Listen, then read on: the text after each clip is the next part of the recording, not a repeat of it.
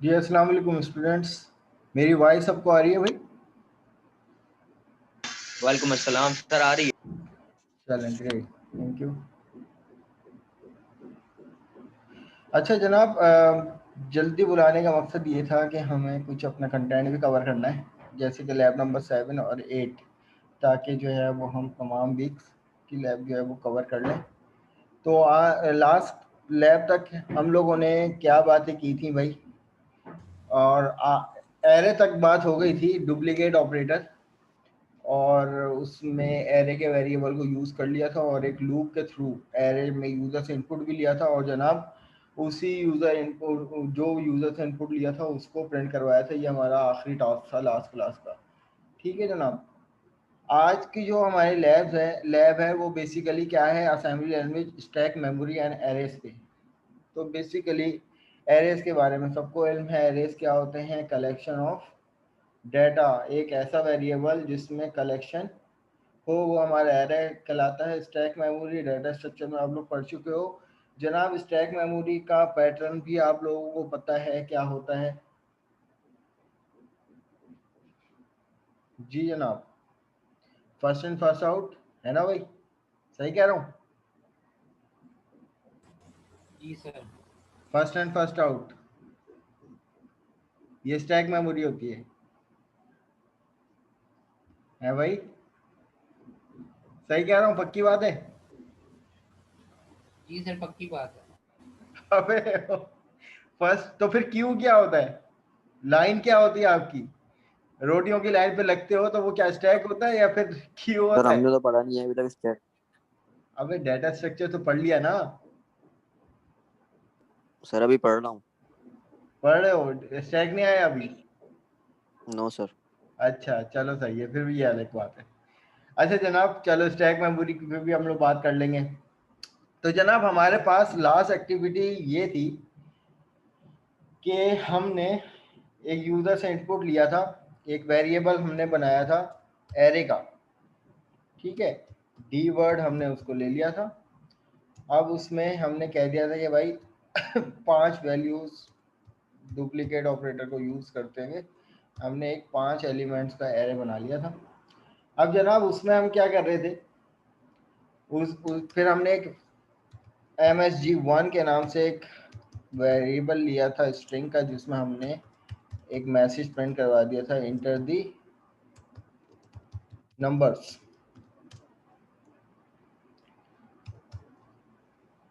ठीक है जनाब, 0DH, 0AH, 0।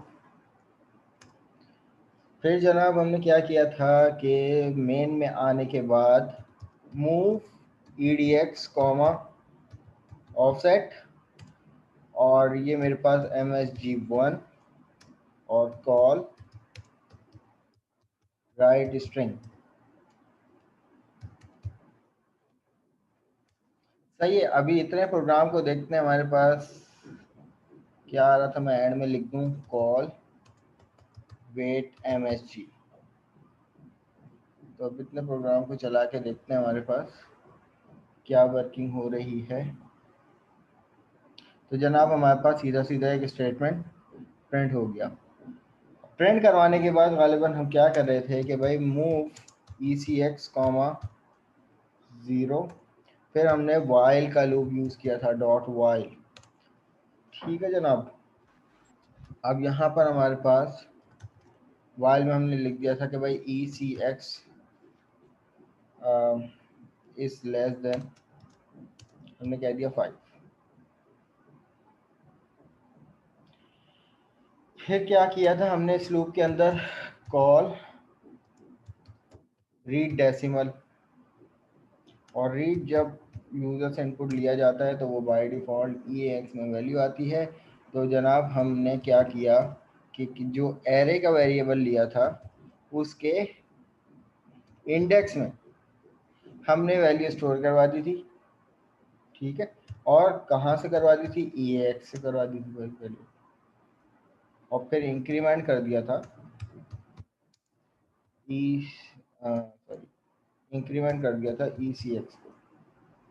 फिर पहला लूप जो है वो हमने NW कर दिया था। अब ये वाला जनाब जो लूप था ये ब्लॉक ऑफ कोड ये किसका था, ये हमारे पास राइट का था कि यूजर से इनपुट लेने का। यूजर से इनपुट लेने के बाद call CRLF carriage return line feet, फिर उसके बाद काउंटर रजिस्टर को हमने 0 इनिशियलाइज किया, मूव ECX, 0 और फिर दूसरा लूप लगाया for printing record ECX is less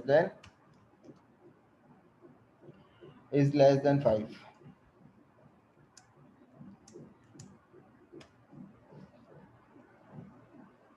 फिर जनाब हमारे पास मूव की इंस्ट्रक्शन थी। अब हमें EAX में लेके आना है किससे, एरे के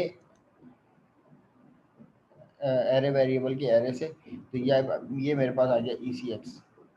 अब उसके बाद यहाँ पर इसको प्रिंट भी करवाना, तो मैंने यहाँ पर लिख दिया कॉल राइट डेसिमल, और फिर जनाब आ जाएगा कॉल, ये वाला मेथड उठा लेता हूँ यहाँ से कॉपी करके, कॉल CRLF,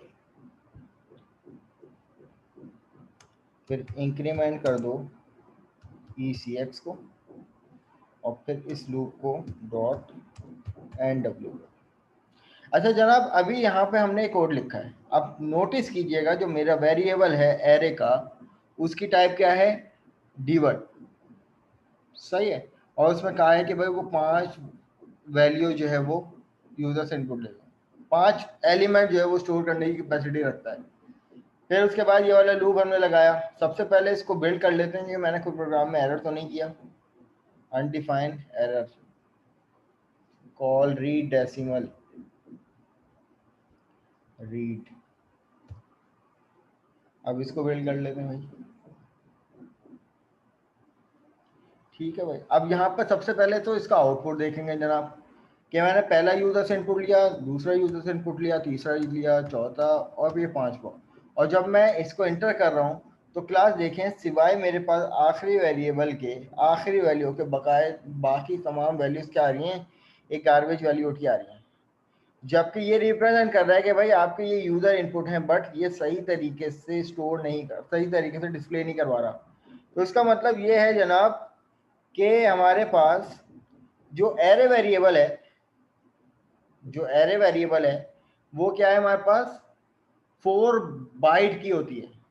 कितने बाइट की, 4 बाइट की। तो अब यहाँ पर इस टाइम ये जो हमारा एरे रिप्रेजेंट कर रहा है, ये तो ओनली 1 बाइट रिप्रेजेंट कर रहा है। तो मैं क्या कर दूंगा, इसको जो यूजर से इनपुट आ रहा है ECX की वैल्यू को मैं मल्टीप्लाई करवा दूंगा 4 से, और इसी तरीके से प्रिंट करवाते वक्त भी मैं मल्टीप्लाई करवा दूंगा 4 बाइट से। तो अब मैं अपने प्रोग्राम को इम्प्लीमेंट करता हूँ।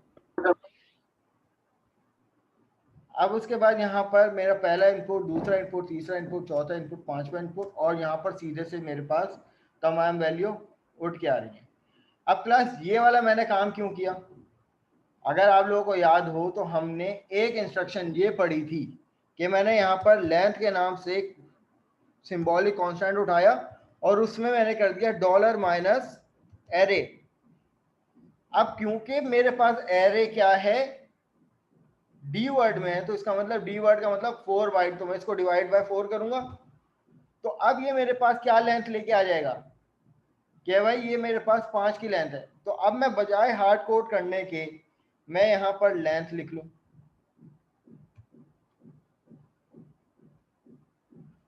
इसी तरीके से मैं यहाँ पर बजाय हार्ड कोड करने के मैं यहाँ पर लेंथ लिख लूं, LENG। तो अब इसके पास क्या आ जाएगी भाई, जो एक एरे आया है जनाब उसकी लेंथ क्या है, ये क्या रिप्रेजेंट करता है, ये वाला सिंबॉलिक कांस्टेंट। क्यों हमने यूज किया था, ताकि array number of element in an array को रीड करे। और ये वाला कौन सा सिंबॉलिक कांस्टेंट था जनाब, ये हमारे पास इक्विसाइंड डायरेक्टिव था। तो अब ये लेके आ रहा है हमारे पास कोई ना कोई एक वैल्यू कि how many number of element in this array, और वो कौन स्टोर कर रहा है यहाँ पर। तो हमने क्या कहा कि भाई लूप को उतने टाइम चला दो, लेस देन 0 से स्टार्ट करो और लेस देन उतना टाइम चला दो। तो 0 से लेस देन 5 का क्या मतलब, 5 एलिमेंट, तो 0 1 2 3 0 इंडेक्स पे। तो यहाँ पर भी मेरे पास सेम आउटपुट आएगा।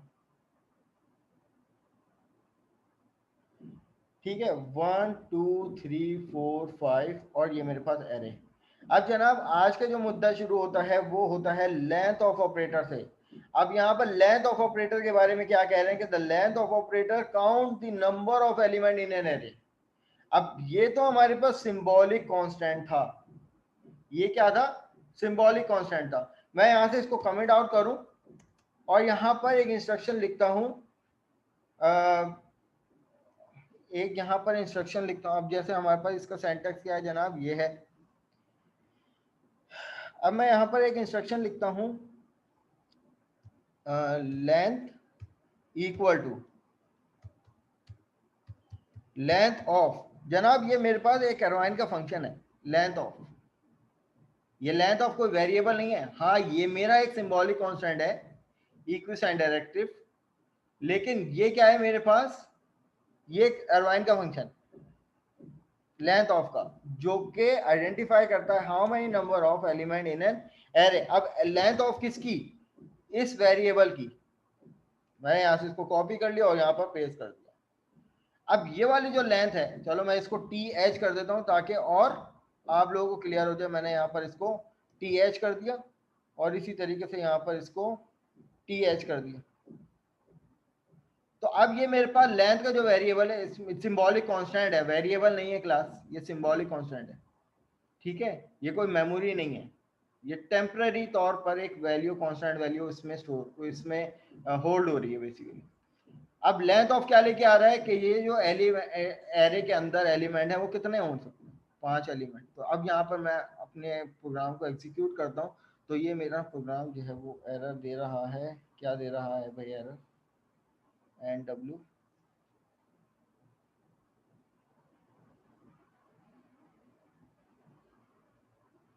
Less than length.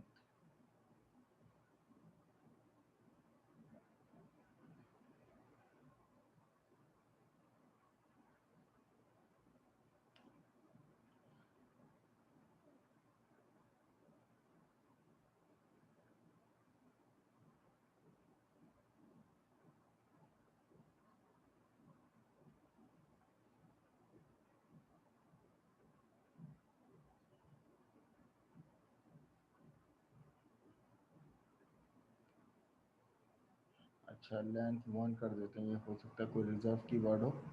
मैं आप इसको लेंथ 1 कर देता हूँ और यहाँ पर भी मेरे पास लेंथ 1 आ जाएगा। मैं प्रोग्राम को बिल्ड कर लेता हूँ, ठीक है भाई सक्सेसफुल। लेंथ जो है वो हमारे पास क्या है, कीवर्ड है। मैंने जनाब इसको लेंथ 1 कर लिया। अब मैं यहाँ पर इसको एग्जीक्यूट करता हूँ 1, 2, 3, 4, 5, सेम आउटपुट, राइट। तो लेंथ ऑफ ऑपरेटर जनाब क्या कह रहा है, the length of operator count the number of element in an array. अब यहाँ पर एग्जाम्पल दी हुई है कि भाई बाइट 1 एक वेरिएबल लिया, उसमें बाइट की टाइप ली और यहाँ पर कुछ वैल्यू स्टोर करवा दी। और उसके बाद पहले इंस्ट्रक्शन में क्या कह रहे हैं कि move E A X equal to length of byte 1, length of ये वाला वेरिएबल। तो क्या लेंथ लेके आ रहा है जनाब, 3 एलिमेंट है, 3 लेके आ रहा है ई एक्स। तो मैं यहाँ कर अगर इसको कॉपी कर लूँ और एक एक करके इंस्ट्रक्शन को हम लोग इम्प्लीमेंट कर लें तो ये हमारे पास और क्लियर हो जाएगा। तो मैंने यहाँ पर इसको ये कॉपी कर लिया और जनाब यहाँ पर आने के बाद ये वाली इंस्ट्रक्शंस को भी मैंने कॉपी कर लिया यहाँ से और यहाँ पर पेस्ट कर लेते हैं, ठीक है जनाब।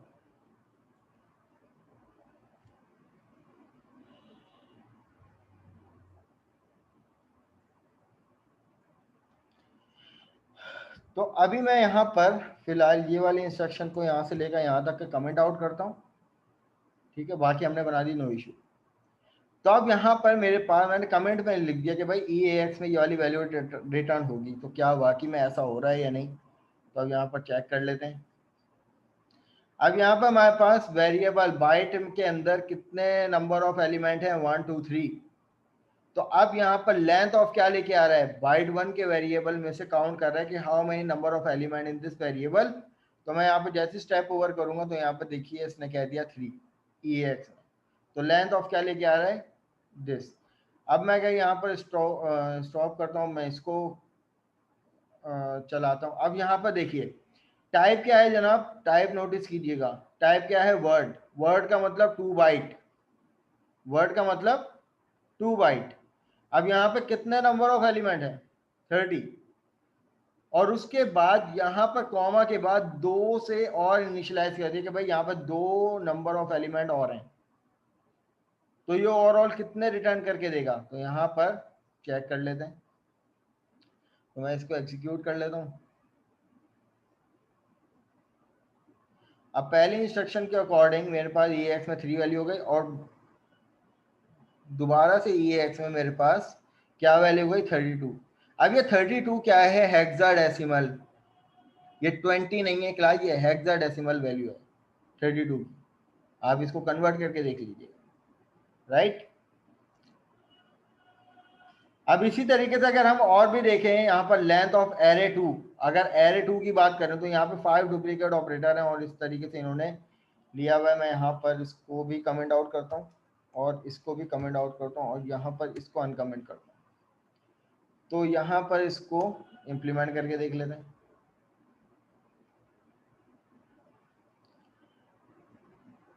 अब यहाँ पर स्टेप ओवर करने के बाद मेरे पास ए की वैल्यू क्या आ रही है 15 होता है हेक्साडेसिमल में F।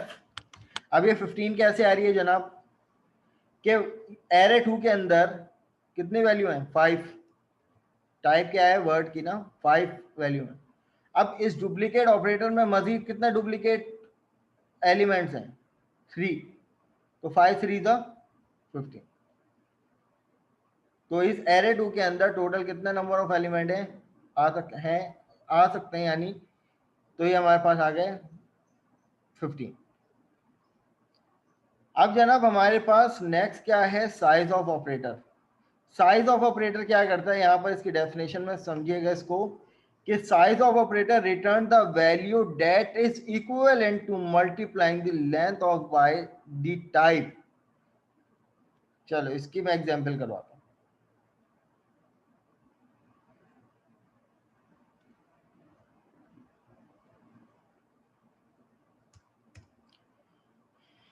अब यहां पर हमारे पास इंस्ट्रक्शन है ये वाली। अब इस इंस्ट्रक्शन से सबको ये बात समझ में आती है जनाब कि अब ये जो मेरे पास एरे का जो वेरिएबल है, ये इसकी टाइप है वर्ड। इसकी टाइप क्या है वर्ड। तो वर्ड कितने बाइट का होता है जनाब, कितने बाइट का होता है सर 2 बाइट। 2 बाइट का होता है। अब यहाँ पे डेफिनेशन में क्या कह रहा है कि साइज ऑफ क्या कर रहा है, equivalent the multiplying the length of by the type. जो भी इस एरे वेरिएबल की जो लेंथ होगी उस लेंथ को मल्टीप्लाई कर देगा टाइप से। तो अब मुझे बताइए कि जब मैं यहां पर लिखता हूं move EAX comma size of, तो साइज ऑफ किसकी एरे की। तो अब ये मुझे बताइए क्या रिटर्न करके देगा, कॉल राइट डेसिमल। तो अब यहाँ पे 32 इसकी वैल्यू है, क्या है एक्चुअल लेंथ, और इस लेंथ को मल्टीप्लाई कर देगा इसके साइज से। इसका साइज क्या है 2 है, 2 बाइट। तो 32 multiply by 2 which is equal to 64। तो यहां पर इसका आउटपुट चेक कर लेते हैं। तो जनाब 64। अब इसी तरीके से जनाब मैं यहां पर इसकी टाइप अगर डी वर्ड कर देता हूं और यहां पर एलिमेंट दे देता हूं 3, तो अब मुझे बताइए क्या रिटर्न करके देगा, 3 को मल्टीप्लाई कर देगा। अब इसकी टाइप क्या है, अब इसकी टाइप 2 बाइट नहीं है, अब इसकी टाइप है 4 बाइट। तो जनाब ये क्या रिटर्न करके देगा मुझे 3 4 द 12। तो यहाँ पर आपके सामने ये 12 रिटर्न करके देगा। तो साइज ऑफ क्या काम कर रहा है बेसिकली, कि साइज ऑफ वेरिएबल अपने एरे के अंदर जितने भी नंबर ऑफ एलिमेंट हैं उनको अपनी टाइप से मल्टीप्लाई करता है और रिटर्न करता है, और बताता है कि भाई इसका टोटल साइज कितना है, इसमें कितने एलिमेंट्स आ सकते हैं व्हाटएवर। तो अब यहाँ पर क्या कह रहे थे, in the following example array has 2 type and the length of 32, therefore the size of an array is equal to this. अब जनाब हमारे पास अगली इंस्ट्रक्शन आती है negative instruction, negate. Negative instruction change the sign of value. अब यहाँ पर क्या कह रहे हैं कि भाई हमारे पास वेरिएबल बना हुआ है एस वर्ड का, ठीक है, एसडी वर्ड का, जिसमें एक पॉजिटिव वैल्यू, एक अनसाइन वैल्यू है। अब यहाँ पर हम क्या कर रहे हैं कि भाई वो वेरिएबल की वैल्यू EAX में मूव करवा रहे हैं, तो अब EAX में क्या वैल्यू आएगी, पॉजिटिव 10। बट मैं यहाँ पर अगली इंस्ट्रक्शन क्या कर रहा हूँ, नेगेटिव EAX। तो अब ये मुझे क्या प्रिंट करवा के देगा, तो मैं यहाँ पर इसको इम्प्लीमेंट कर लेता हूँ। जनाब मैंने वैल्यू के नाम से एक वेरिएबल लिया, इसमें मैंने SD वर्ड रख दिया, सही है। अब D वर्ड रख लो या SD वर्ड रख लो, इट्स अप टू यू, लेकिन S का मतलब होता है उसमें साइन वैल्यू आएगी, और D वर्ड का मतलब होता है उसमें अनसाइन वैल्यू आएगी। तो मैं यहाँ पर क्योंकि अनसाइन वैल्यू यूज करो, मैंने कह दिया 10। ठीक है जनाब, अब यहाँ पर अगली इंस्ट्रक्शन जनाब हम ये कह रहे हैं कि मूव EAX कॉमा वैल्यू। तो अब मुझे बताइए इंस्ट्रक्शन में A की वैल्यू, EAX में क्या वैल्यू आएगी, जो वेरिएबल की वैल्यू होगी 10। अब जनाब मैं यहाँ पर पहले तो वेरिएबल की वैल्यू प्रिंट करवा देता हूँ, राइट इंटीजर, ठीक है। फिर उसके बाद मैं कहता हूँ कि भाई निगेट कर दो किसको, EAX को, देन उसके बाद कॉल राइट इंटीजर कर दो। तो अब यहाँ पर मैं इसको कॉल CRLF कर देता हूँ ताकि नेक्स्ट लाइन पे आ जाए। तो अब यहाँ पर मेरे पास दोनों वैल्यू क्या होंगी, एक पॉजिटिव वैल्यू होगी और एक नेगेटिव वैल्यू होगी। ठीक है जनाब, तो इसने क्या कर दिया, पॉजिटिव वैल्यू को निगेट कर दिया, नेगेटिव कर दिया। अब अगली इंस्ट्रक्शन जनाब हमारे पास आती है, हाँ स्टैक मेमोरी जनाब। अब ये स्टैक मेमोरी से सबसे पहले ये समझिएगा, स्टैक का मतलब क्या, ये एक मेमोरी एलोकेशन होता है, एरिया होता है जो कि हमारे CPU के अंदर होता है। स्टैक मेमोरी जनाब क्या होती है कि इसमें सबसे पहले इस मेमोरी के अंदर वैल्यू को भेजने को हम पुश कहते हैं, और इस मेमोरी के अंदर से वैल्यू को निकालने के लिए हम पॉप कहते हैं। पुश का मतलब होता है वैल्यू इस मेमोरी में स्टोर करवाना, और पॉप का मतलब होता है इस वैल्यू से फैच आउट करवाना, रिट्रीव करवाना, राइट। तो अब यहाँ पर पुश की इंस्ट्रक्शन क्या है कि भाई आप पुश जो है किसी वेरिएबल रजिस्टर से वेरिएबल में भी कर सकते हो, या वेरिएबल से रजिस्टर में भी कर सकते हो। अब पुश की इंस्ट्रक्शन में रजिस्टर और वेरिएबल इन टाइप का भी यूज हो सकता है, और इसी तरीके से पुश में डायरेक्ट एक कांस्टेंट वैल्यू भी इस्तेमाल हो सकती है। अब देखो वैल्यू तो आप मेमोरी के अंदर स्टोर कर रहे हो ना, अब वो या तो रजिस्टर के थ्रू भी जा सकती है, वो तो वेरिएबल के थ्रू भी जा सकती है, वो डायरेक्ट कांस्टेंट वैल्यू भी जा सकती है। बट क्लास पॉप इंस्ट्रक्शन हमारे पास क्या होती है जनाब के उस मेमोरी में से वैल्यू को उठाना। अब वैल्यू को उठाएंगे, यकीनन वो वैल्यू कहीं ना कहीं स्टोर होगी ना, या तो वो रजिस्टर में आ सकती है या तो वो वेरिएबल में आ सकती है। अब वो रजिस्टर या तो 16 बिट का हो या तो रजिस्टर 32 बिट का जनाब। अब इसका फ्लो क्या होता है, अब इसका फ्लो को हम लोग जरा इसको इस तरीके से देख लेते हैं ताकि समझ में आ जाए।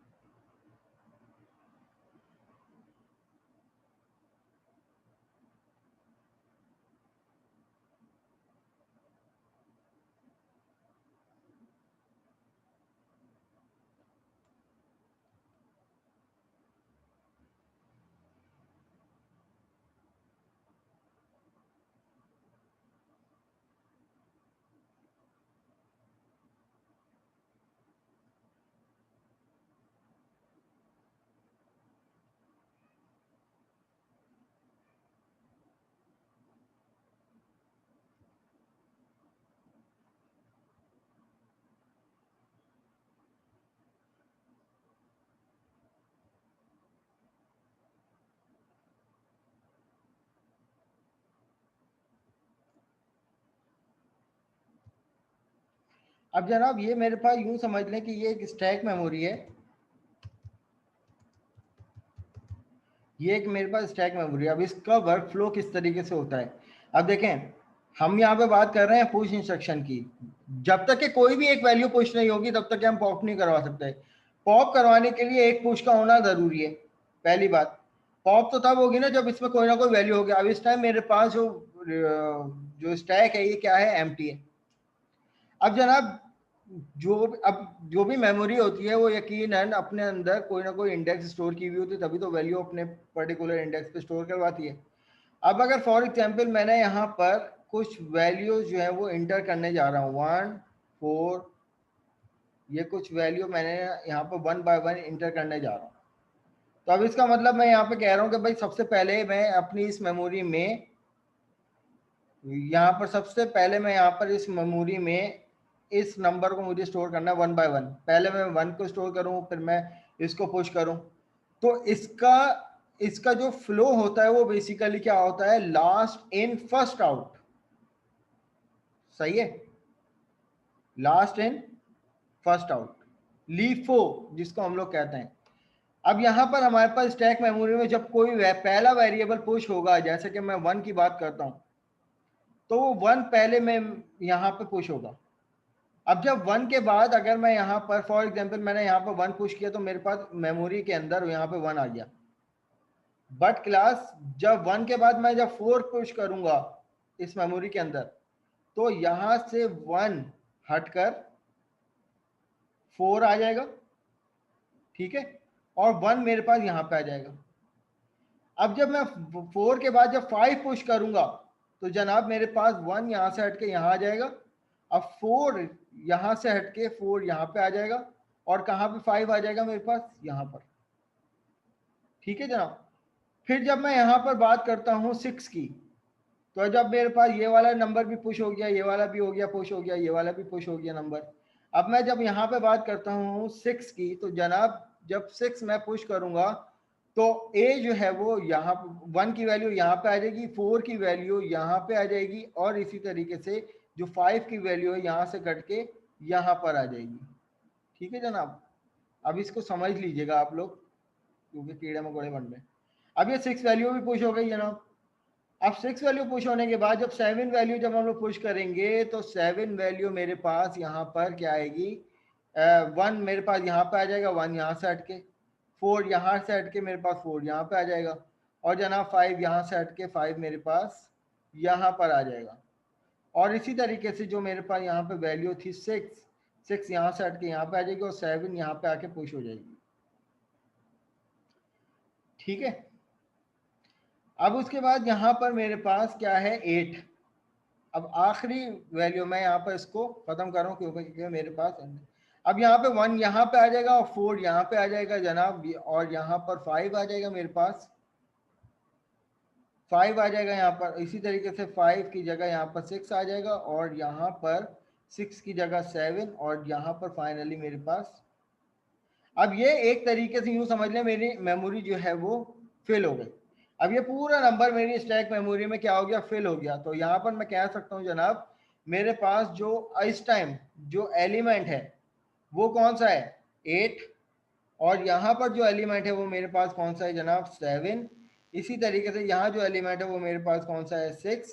यहाँ जो एलिमेंट है वो मेरे पास कौन सा है, 5। यहाँ जो एलिमेंट है मेरे पास क्या है, 4, और यहाँ पर जो एलिमेंट है फाइनली मेरे पास क्या है, 1। अब ये स्टैक जो है मेरे पास फुल हो गया। अब लीफो का मतलब क्या है, लास्ट इन फर्स्ट आउट। तो अब मुझे बताइए लास्ट वैल्यू क्या है और फर्स्ट आउट क्या है। जब मैं यहां से पॉप करूंगा वैल्यू को, तो मुझे बताइए कौन सी वैल्यू उठ के आएगी,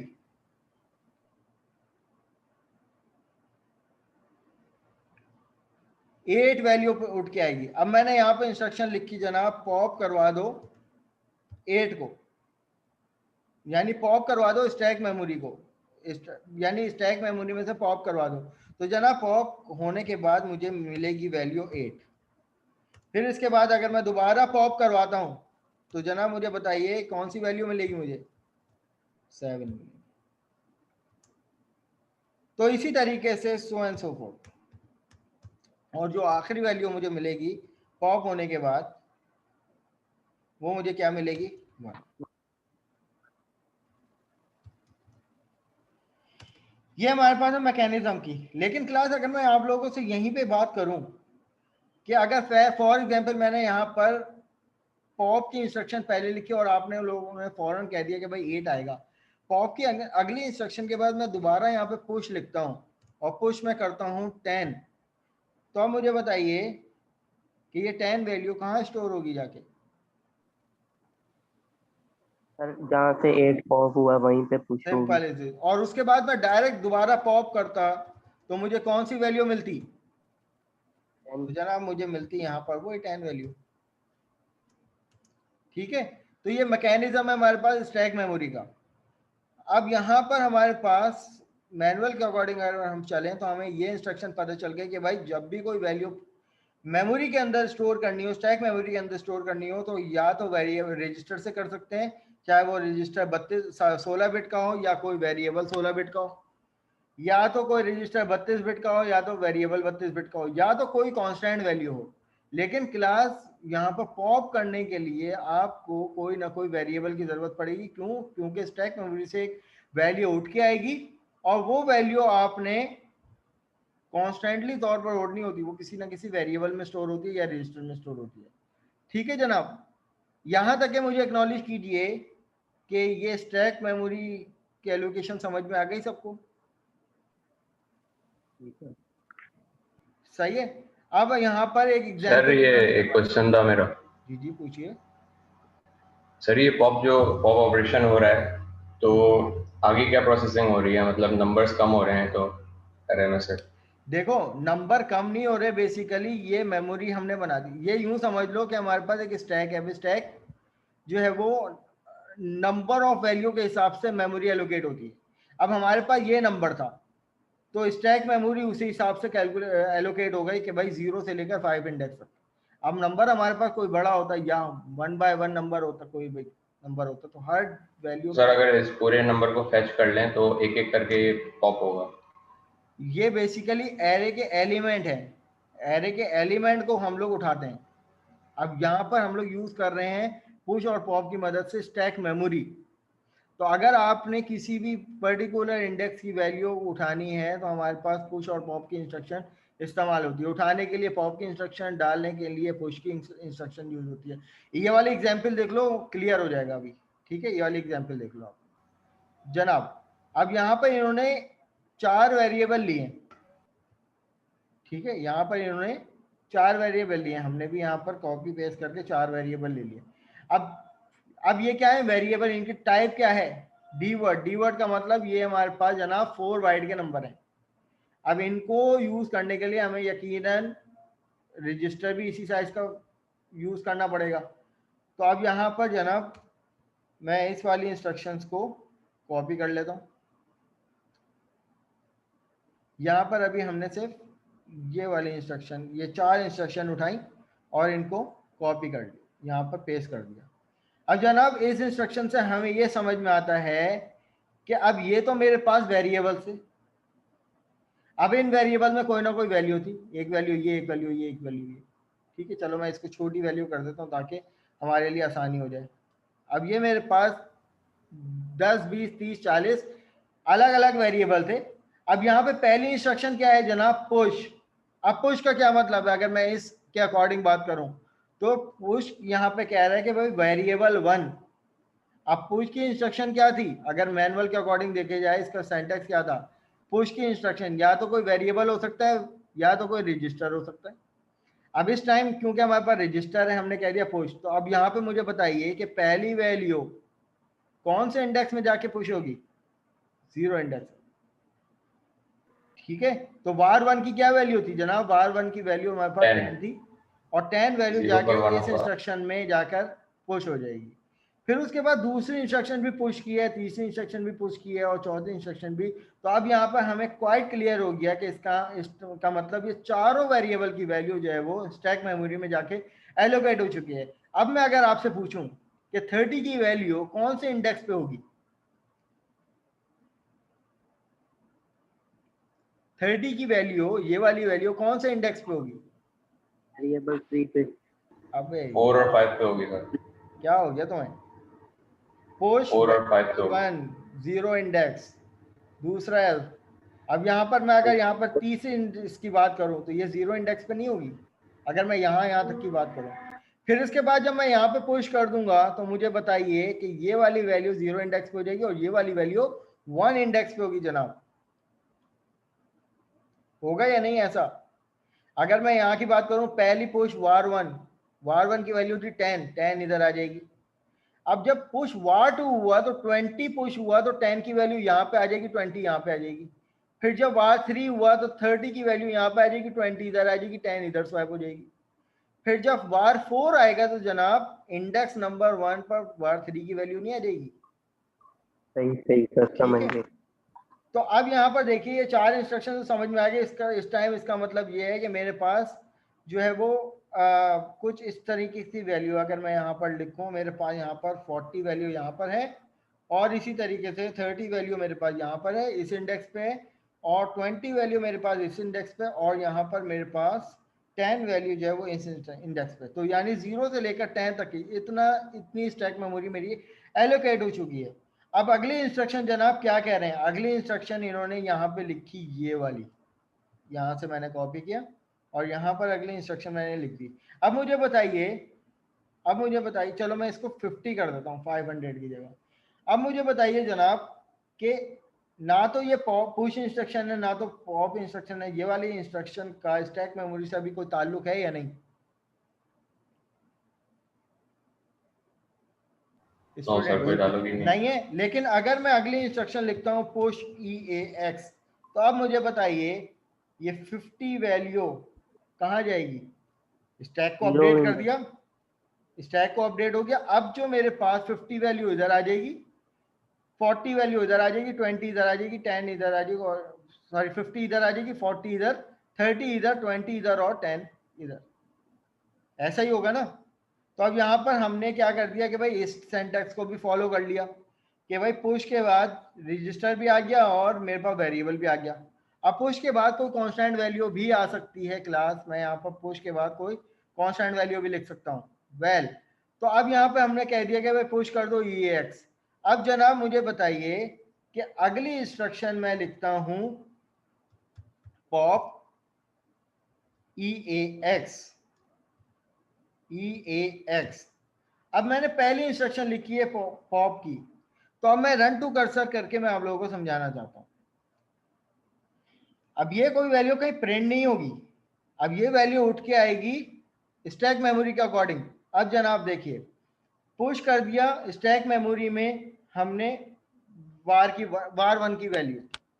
तो अगर मैं यहाँ पर थोड़ा सा क्लास लंबी करूंगा, प्लीज इरिटेट मत होइएगा। देखो जनाब, मैं यहाँ